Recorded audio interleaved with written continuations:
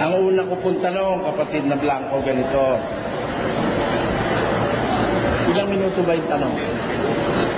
Sabi mo kanina, kaya tinukso ng demonyo si Kristo, may possibility na siya'y bumigay. Anong talata sa Biblia yun?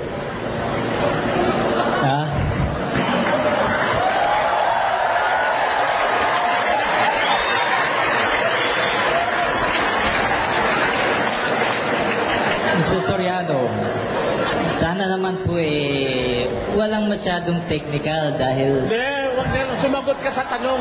Huwag ka magreklamo. Pagka sinabi mo, tandaan mo, pag sinabi mo, you are subject to cross. Huwag ka magsasalita ng hindi mo kayang tindigan sa isang diskusyon kagaya nito. Wala naman technicality kung ginagawa. I'm just asking you